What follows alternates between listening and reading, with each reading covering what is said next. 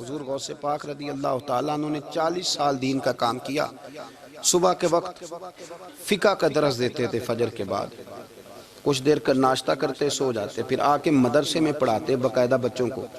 غوث پاک رضی اللہ تعالیٰ عنہ کی سیرت پر آپ ساری کتابیں پڑھ لیں، ساری کتابیں لو، میں نے بھی بڑا ہی دعویٰ کر دیا، یعنی ساری کتابیں جتنی اب تک چھپی ہوئی ہیں ساری پڑھ لو، کہیں نہیں ملے گا کہ ہم غوث پاک کے آستانے پہ گئے. غوث پاک کسی بندے نے یہ نہیں کہا ہم غوث پاک کے آستانے پہ گئے، غوث پاک کے دربار پہ گئے. سب نے یہی لکھا ہے کہ ہم حضور غوث پاک کے مدرسے میں گئے.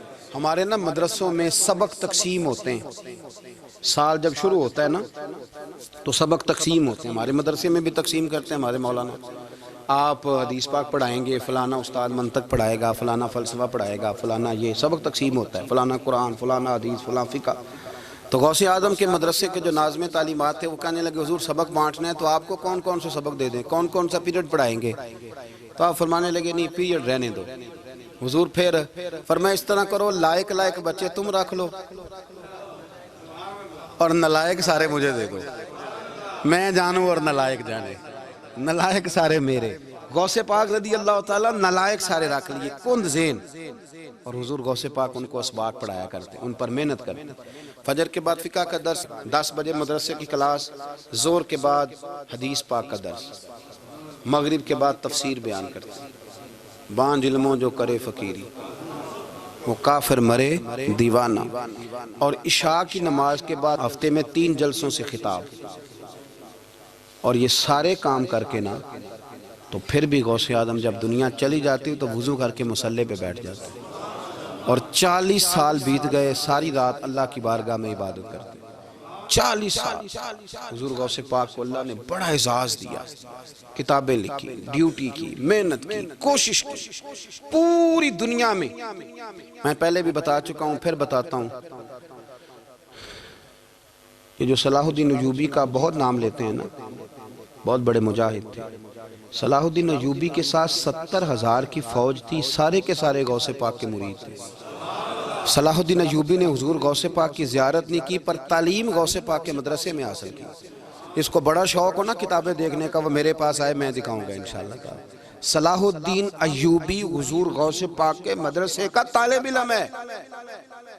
یہ آپ کے ملک میں 2-3 دن سے رٹا چل رہا ہے، وکیلوں کا، ڈاکٹروں کا، کل سے یونیورسٹی کا بھی چل گیا ہے.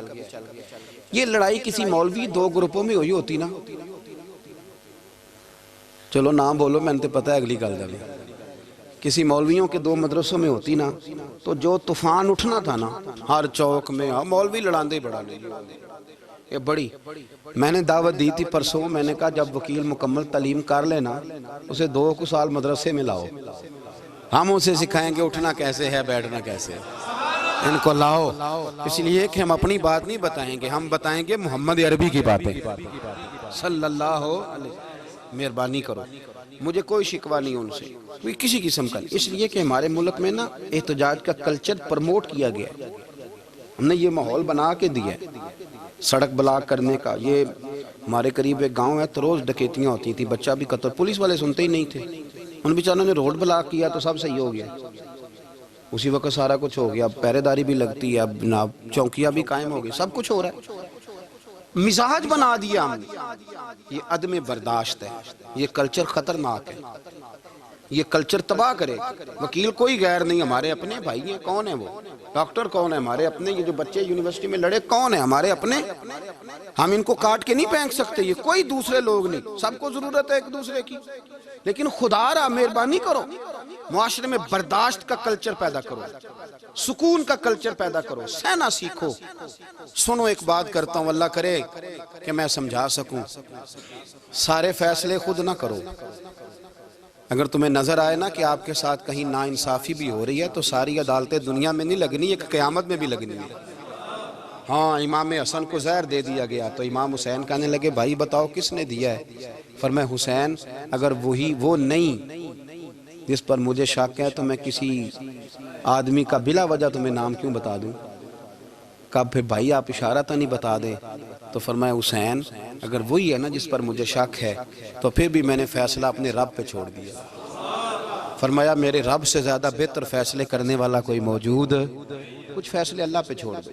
آپ یقین کریں آپ کو بڑا ہی مزہ آئے گا, آپ کو سکون آئے گا زندگی میں. کچھ فیصلے اللہ پہ چھوڑو, برداشت کا کلچر پروموٹ کریں اس وطن کے اندر. یہ بڑا پیارا ملک ہے, اس میں برداشت کا کلچر پیدا کریں.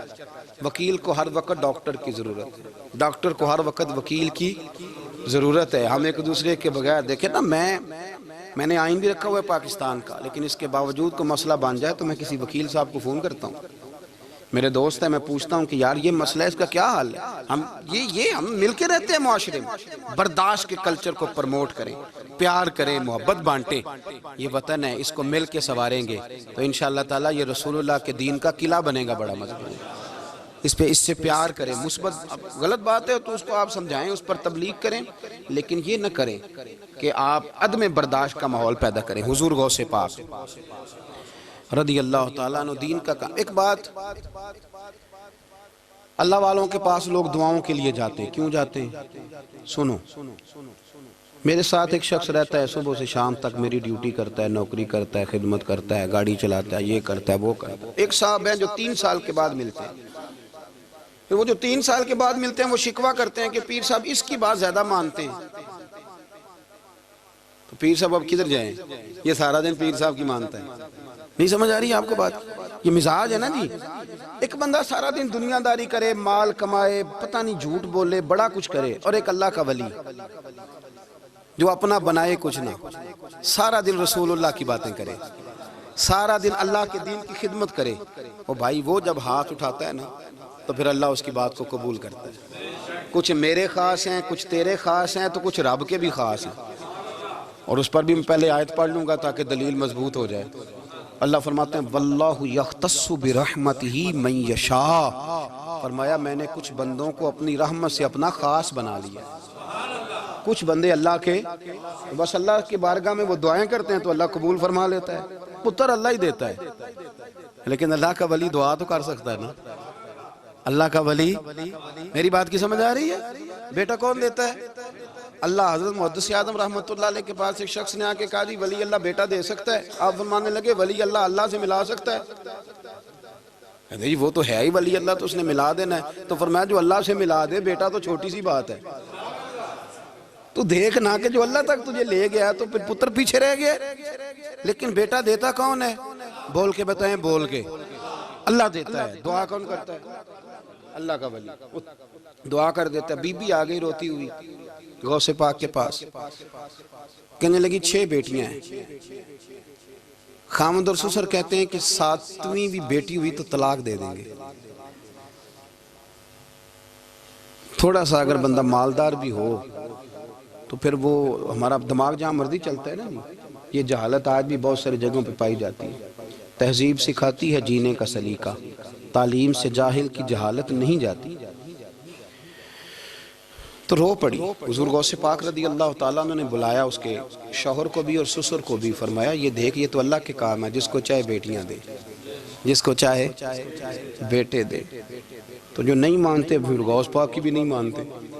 انہوں نے کہا جی نہیں دی, میں تو نکاح کروں گا.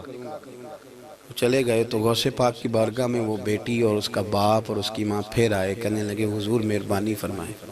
پھر اللہ کے ولیوں کے پاس ایک قوت ہوتی ہے جس کا نام مصلی ہے. مصلی بہت بڑی طاقت, بہت بڑی. حضور نے فرمایا دعا صلاح المومن, فرمایا دعا مومن کا ہتھیار ہے.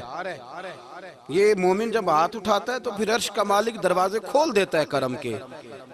حضور غوث پاک نے مصلی بچھا لیا اور رو پڑے, کہنے لگے مالک کریم اس بی بی کے دل میں کس نے بات ڈالی تھی کہ عبد القادر کے دروازے پہ جا.